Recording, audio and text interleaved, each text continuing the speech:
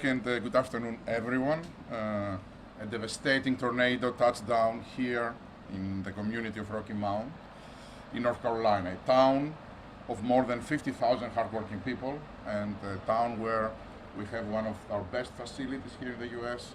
with more than 3,200 local people working, as Mike said, day in and day out. I start by saying thank God.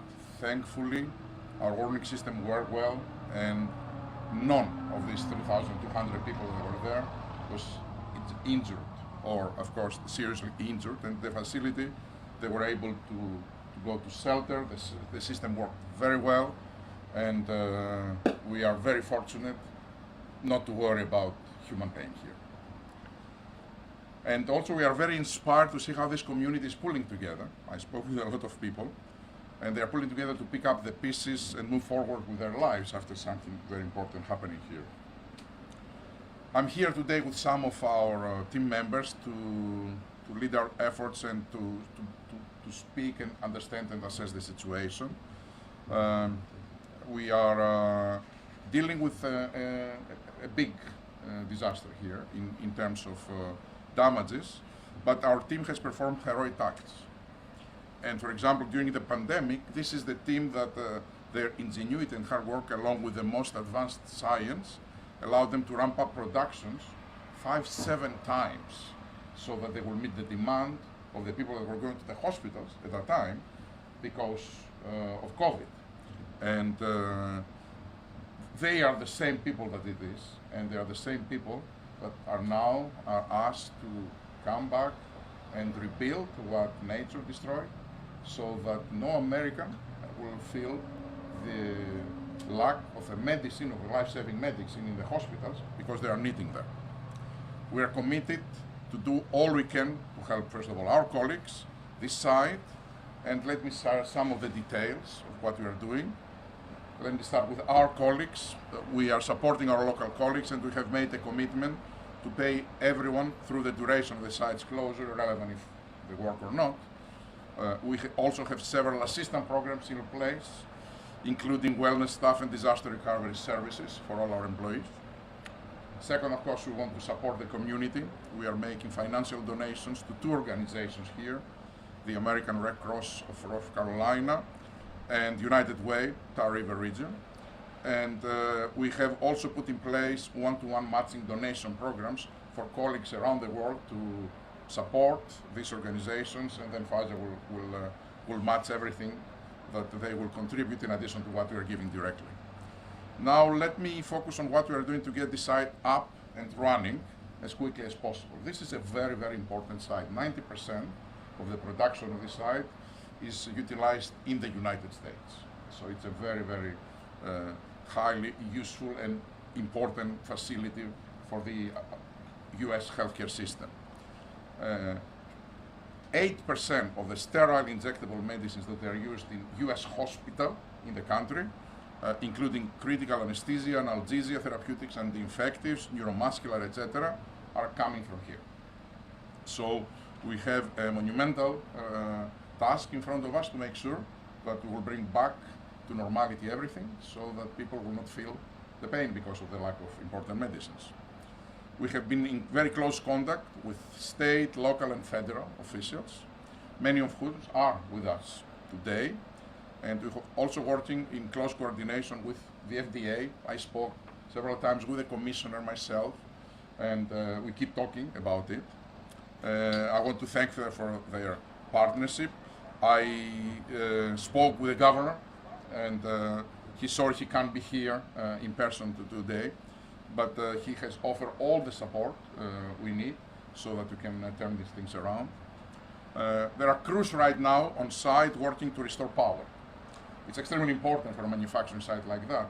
You know that without power, you can't maintain the right temperatures with these buildings, which are extremely important to be able to maintain what they are built to do, to fill in sterile way. It's extremely important to be able to restore that. Also, we have engineers that they are now assessing the structural integrity of the buildings. It appears that most of the damage is sustained at the site where was our warehouse.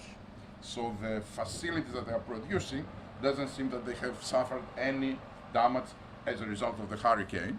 The issue over there will be that there is in manufacturing sites like them, you cannot turn on and off the switch like that. If the switch is off because you are forced, because power is out, you need time to be able to get things up and running. And this time is not in days, it's in weeks.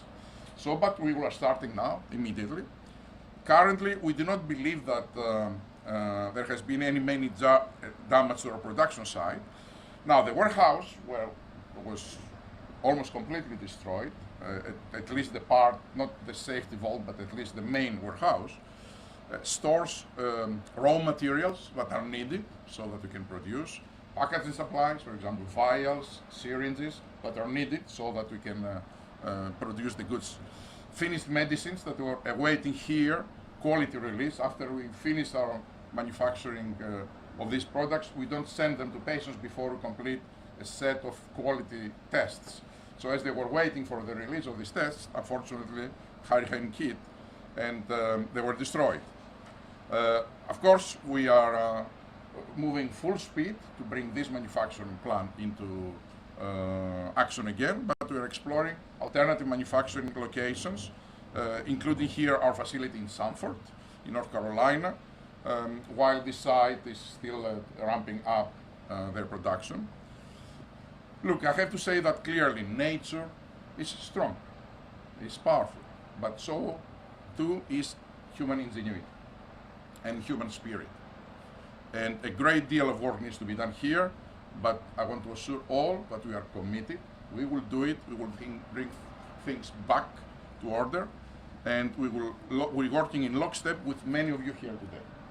And I want to thank you for the support that you offer, and I'm sure we will receive as we are every day receiving when we need it. So with that, let me close by thanking our colleagues here for their resilience, and let me assure you that we will do all we can to support you in your time of need. And I would like to invite a few of our guests to say a few words, starting with Representative Davis, please. Thank you.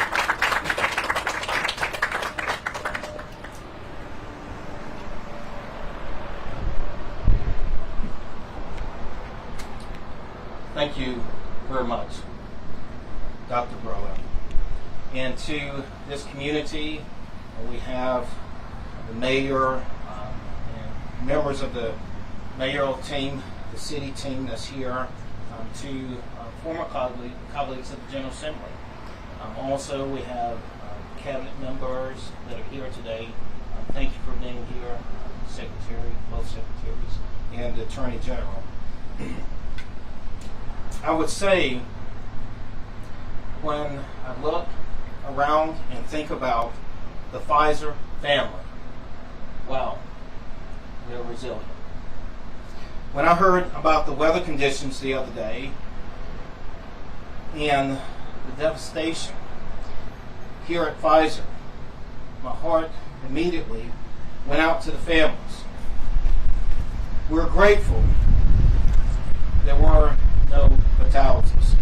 And thank God for the first responders and the local officials who have led the way.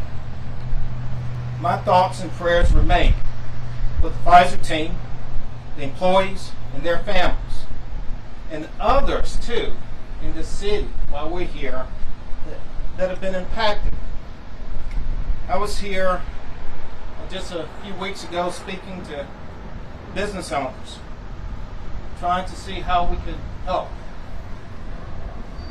Like we were in the office talking about coming here to Pfizer, looking at how we could help continue to position Pfizer.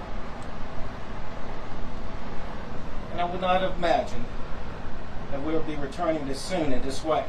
So please know that I will do everything within my power to assist, because the success of our businesses, the success of Pfizer is crucial to Eastern North Carolina's future.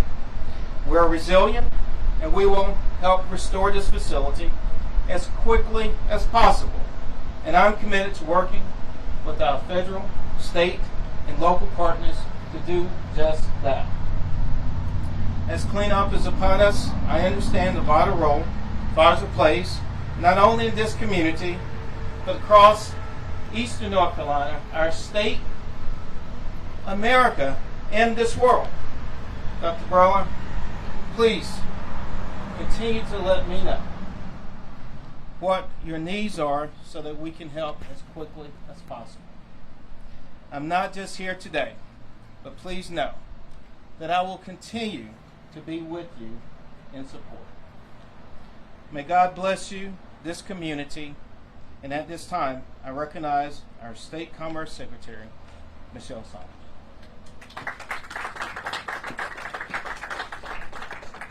Good afternoon, everyone, and thank you for being here today. It's an unfortunate time, but yet it is a time to reflect and focus on the strength of North Carolina and the strength of an industry that truly has saved lives, continues to save lives, and change lives. Yesterday, Secretary Buffalo and I were in the community. We visited homeowners and those who have been impacted by this storm, and our hearts and prayers go out to them. The administration, Governor Cooper's administration, stands ready to assist and help however we can. We have engaged within Commerce. We have been engaged with the local workforce boards, our Workforce Solutions Group, and our Employment Security stands ready if needed to help as we all go through this time. North Carolina is recognized for its collaboration and its partnership and its strong and, I would say, resilient spirit in the face of devastation by nature, whether it's a hurricane or a tornado. Our General Assembly, our other elected officials, with the governor's leadership, we have joined together and have been through and have come through a lot. So there is a proven track record at Pfizer and in North Carolina that we will get through this as well. And to those families and communities that you serve here and around the world, I believe, based on my experience in industry, which is about over 32 years running a manufacturing plant, that this facility will get back online. These talented individuals are committed to the mission of saving lives and having an uninterrupted supply of quality products for patients around the world. And I also believe that by being the centerpiece of this community, surrounded by so many people and partners who are willing, able, and committed to helping this facility get back online, operational, and back into the commercial markets of products being manufactured here, that this, at the end of this, will be another success story, not only for this community and this state, but for our nation as we continue to supply products to patients. I also want to thank colleagues here in the economic development community. I see Mr. Tolson and our chamber president here. Thank you so much for being a part of this. You matter to this state. The jobs matter to the families and the community in this state, and you surely matter to our future. So I am pleased to be here today. Governor Cooper, I know, will be visiting and has spoken with you. Of course, his leadership, the state knows very well that he is not only there for us in the good times, but he is always that same leader who stands and leads us to a greater place, if you will, even in the tough times such as this. So we're fortunate for that. So thank you very much. Thank you for your continued contributions to this community and to the state. Our prayers are with the families of those who have been impacted, those who don't have shelter, who don't have power and electricity, and those who were honestly already on the point of a devastating time within their community and within their families for other reasons. Don't think that this will break you, because you have all of us and many others to help you move through this difficult time. Thank you very much for the opportunity, and we look forward to continuing to partner with you. And at this time, I'm going to leave it with the city manager, Mr. Keith Rogers.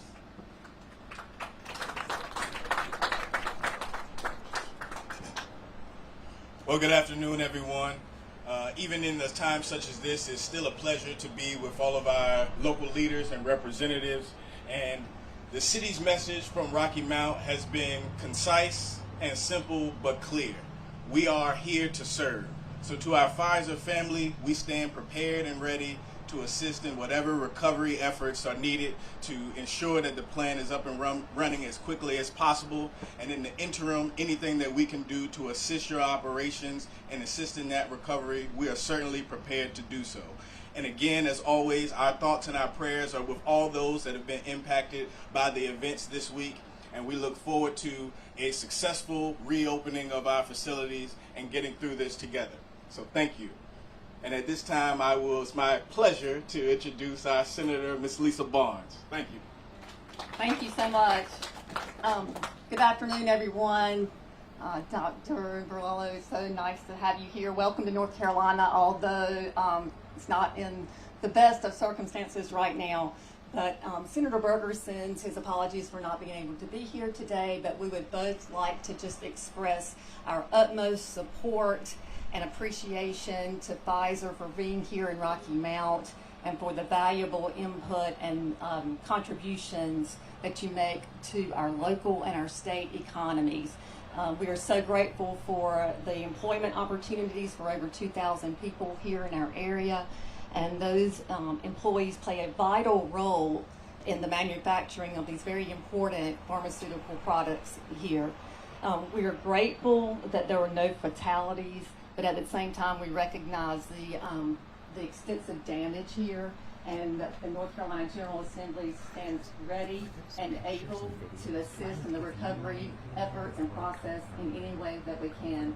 So thank you again to all the first responders, and our prayers are with all of the people who are impacted here. Thank you.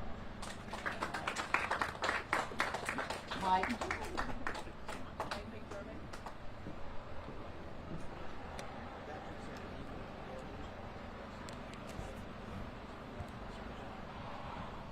Well, thank you all so much.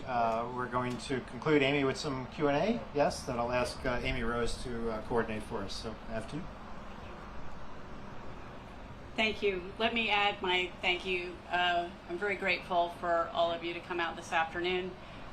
We just have a very few minutes. We're sensitive to the heat, also the burden on the site. They have a lot of work to get back to. But we are going to allow members of the media to ask one question, and they can pose it to our speakers about the damage, the current situation, or the planned recovery efforts. So Steve, could I call on you first? Steve Sprazier, CBS 17. Steve Sprazier, CBS 17 out of Raleigh. Logistically, how difficult is it going to be to try and shift the manufacturing to other facilities and be able to get those medicines done? And also, if you start shifting to other facilities, does that mean other medicines may not have to be made while they're making the stuff that was made here? I think all of the above reflect the complexity of the situation. It's not easy to transfer. There is, if I remember, 20% of our products that already are manufactured in other places. So for that, it's easy. We will increase manufacturing in the other places while they are up here. The warehousing, which is destroyed, I think we will find plenty of warehousing around that we can rent, so that will not be a problem. I think the major issues, it is first of all to assess the situation, to be able to restart the facilities, and that will take weeks, even in the absence of structural damages, as I said, because we need to maintain the sterile nature of these operations. And then, of course, to find all the materials and repurchase the materials that were destroyed, because you need glasses, for example, the vials to be able to pack. So, you want to add something on that, Mike? The only thing I would add is all our suppliers have been contacted. All the materials that were in the warehouse have already been reordered. We've had incredible support from the industry, from other industry partners, from our suppliers. And we're confident that we have the goods flowing in again as quickly as possible. That stuff, the stuff that was destroyed, is that considered a biohazard? It is not. The materials that are contained within the building right now are safe and secure, and we don't have any concerns in terms of their toxicity. Yep. Mark, could I call on you next? Sure. Matt Tallhome with WRAL out of Raleigh. What specific medicines are in that facility, and what kind of shortages could we expect of those kind of drugs?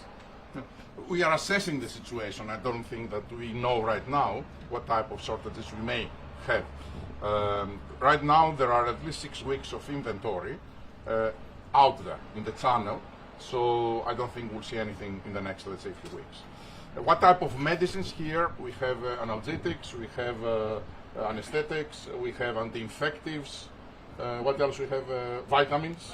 Micronutrients. Yeah, micronutrients. So this type of medicines, and of course we have a very big part of the emergency kit in the emergency rooms, in the carts that exist in every emergency room right now in the U.S. A lot of the injectables that they're having over there are made here. So that's why, as I said, our number one priority is to ensure that we will minimize supply disruptions for these medicines, because they are important and they save lives. So that's why we are trying to do anything we can in our power to make things come back to normality fast. Great, thank you. Brian, how about you next? Brian Gordon with the News Observer. Going off that last question a little bit, are there any drugs to your knowledge that are made here, like exclusively, that hospitals would solely rely on this brand for? There are several medicines that are made here exclusively, and they are not made otherwise in the Pfizer network. I'm not sure there are some that are not made by other manufacturers. That's Mike? Yeah, the good news is that, of course, we have other manufacturers that work in this space, so none of the products made here are proprietary, so other manufacturers participate in the open environment here in the U.S. So it's really looking at the products we make here, the products that have inventory, the products that are made by other manufacturers, and as Albert said, the products that could be made at other locations. So all of these are in play for us, and of course working with the FDA, and particularly if we need any support with getting other locations running. So these are the steps that we'll take over the coming days and weeks to ensure supply of medicines to patients. And clearly the prioritization that happens in cases like that, and particularly from us, it is always, we try to understand where we have the highest risk to have a product that it is out of supply that can create serious issues, health issues. And then we go with them first to try to find solutions, and then slowly, and gradually we expand to have the full manufacturing capacity up and running. Thank you. So we just have one last one, and we have Elena from ABC. I know we're very early on and we have engineers here now doing assessments, but do you have any idea, any sort of timetable of how long it might take to bring some of these facilities back online, and what the financial costs might be? Are we talking millions, billions of dollars worth of damage here? Yeah. I asked the question of when we can have these facilities up and running, and as Mike very prudently told me, we need to assess well the situation. It's a serious answer, so that affects a lot of public health, so we need to make a very, very careful assessment, and we will answer that when we have. In terms of how much it costs, I don't know and I don't care. This is not at all right now one of the variables. The only variable it is that the corporate reputation of Pfizer is so important. I don't want anyone to feel that we didn't do everything we could to bring medicines that are life-saving to people humanely possible. So it's irrelevant. Thank you, everyone. So that concludes today's program. Once again, we're very grateful for everyone's time this afternoon. If you do have any questions or needs after this afternoon, please feel free to be in contact with your Pfizer representative or point of contact. Happy to be working with you to really bring this plant back to where it was and even beyond. Thank you. Thank you.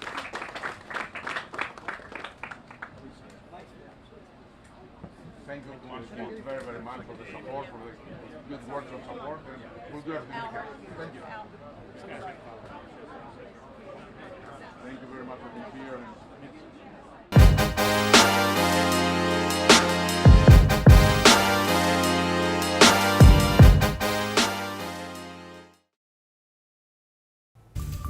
Well, 5:30 4:36 this morning, and of course we're asking, where's the money? Now this time we're